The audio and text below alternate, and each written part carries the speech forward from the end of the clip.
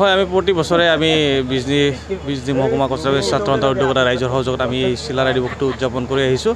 আজি বিশ্ব মহাবীৰ চিলাৰায়ৰ 514তম জন্ম জয়ন্তী দিৱস উপলক্ষে আজি আমি দিনজোৰা কাৰ্যসূচী আমি ৰাখিছোঁ। আৰু এই চেগতে আপোনালোকক জনাবলৈ পাই সুখী হৈছোঁ যে আমাৰ যি ৰাইজৰ সহযোগত আমি আজি মাঘী পূৰ্ণিমা পুণ্যতিথিৰ দিনা আমি চিলাৰায়ৰ প্ৰতিমূৰ্তিৰ যি আধাৰশিলা স্থাপন কৰিলোঁ। আৰু বিজনীবাসী ৰাইজ বিভিন্ন জাতিৰ জনগোষ্ঠীৰ ধৰ্ম নিৰপেক্ষে বিজনী এখন আমি মিলাপ্ৰীতিৰে বাস কৰোঁ। আৰু আমি আশা ৰাখিছোঁ যে সকলো জাতি জনগোষ্ঠীৰ মানুহে আমাৰ এই প্ৰতিমূৰ্তিটো স্থাপন কৰাত আমাক সহায় কৰিব বুলি আমাৰ আশাবাদী আৰু আশা ৰাখিছোঁ। হয় আমি 22 লক্ষ টকা ব্যয় সাপেক্ষে আমি এই প্ৰতিমূৰ্তিটো নিৰ্মাণ কৰিম বুলি এটা প্ৰস্তুতি চলাই আছোঁ। আৰু ৰাইজে নিশ্চিতভাৱে সহায় কৰিলে আমি মূৰ্তিটো অতি সোনকালে আমি প্ৰতিষ্ঠা কৰিব সক্ষম হ'ম। হয় আমাৰ বিভিন্ন সমস্যা আছে। আমাৰ প্ৰতিটো ৰাজনৈতিক দলে কংগ্ৰেছ চৰকাৰে নহওক কিয় বিজেপি চৰকাৰ এতিয়া দুবাৰকৈ শাসনত অধিষ্ঠিত হৈছে। আৰু যেতিয়া 2014 চনৰ 19 এপ্ৰিল তাৰিখে নৰেন্দ্ৰ মোদীয়ে যেতিয়া প্ৰচাৰ সভাত আমাৰ বঙাইগাঁৱত আহি তেওঁ ঘোষণা কৰিছিল মুকলিভাৱে যে 6 মাহৰ ভিতৰত যদি কেন্দ্ৰত নৰেন্দ্ৰ মোদী চৰকাৰে বিজেপি চৰকাৰে আহে তেতিয়াহ'লে আমাক জনজাতিকৰণ আৰু কছ ৰাজবংশীসকলৰ সমস্যা সমাধান কৰিব।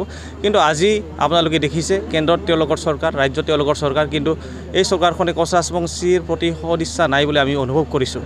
তেওঁলোকে কছ ৰাজবংশীৰ অভাৱ অনুভূতি তেওঁলোকে বুজিবলৈ সক্ষম হোৱা নাই। আৰু তেওঁলোকৰ যদি সদিচ্ছা থাকিলেহেঁতেন তেওঁলোকে নিশ্চিতভাৱে আমাক জনজাতিকৰণ প্ৰদান কৰিলে। তেওঁলোকৰ চৰকাৰতে আজি 5খন ৰাজ্যৰ ভালেকেইটা জনগোষ্ঠীক তেওঁলোকে জনজাতিকৰণ মানে প্ৰদান কৰিলে। কিন্তু অসমৰ 6 জনগোষ্ঠীক কছ ৰাজবংশী ধৰি 5টা জনগোষ্ঠীক তেওঁলোকে জনজাতিকৰণ প্ৰদান কৰে।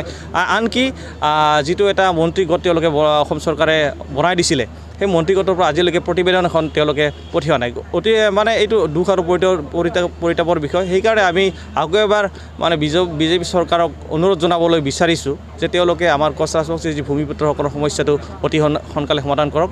নহ'লে কিন্তু আমি কছ ৰাজবংশীসকলে তেওঁলোকৰ বিৰুদ্ধে আমি মাত মাতিবলৈ বাধ্য।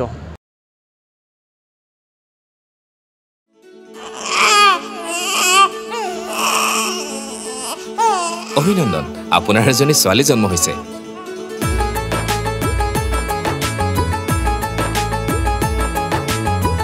লাহি পাহি এজনী পৰি